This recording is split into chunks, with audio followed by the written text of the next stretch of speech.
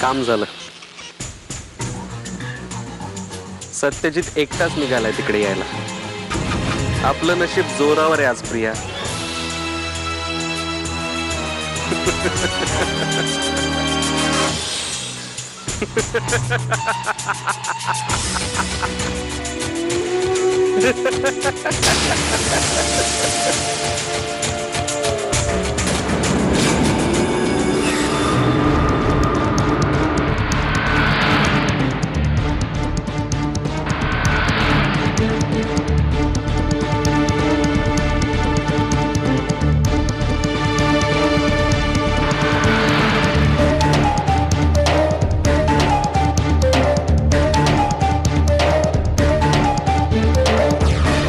खोटं बोलली तू माझ्याशी.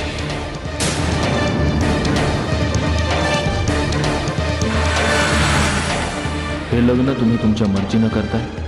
हो. याआधी तुमच्या आयुष्यात कोणी मुलगा होता? नाही.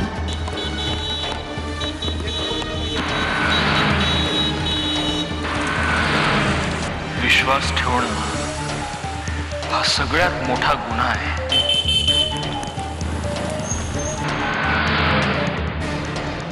मी पूर्ण पवित्र मनाने तुमच्या सोबत राहील. एवढी मोठी फसवणूक का केली सगळ्यांनी माझी? नाही, तुमची काही चूक नाही.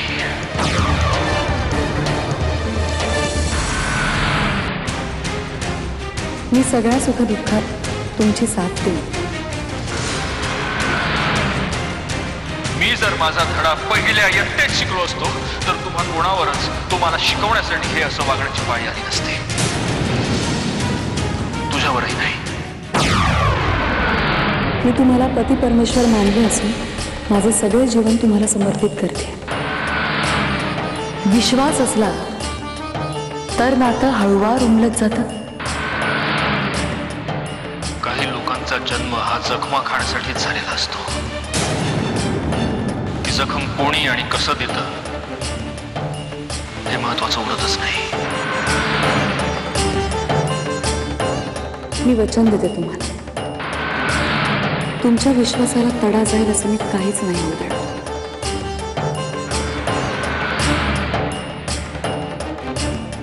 चूक तुझी नाहीये.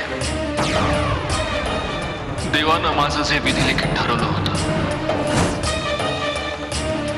ते लिहून काढण्यासाठी तू फक्त त्याला तुझे हात दिलेस. यापेक्षा जास्त तुझी काहीही चूक नाहीये. मी आयुष्यभर प्रेमानं तुझा सांभाळ करेन. तुला अंतर देणार नाही.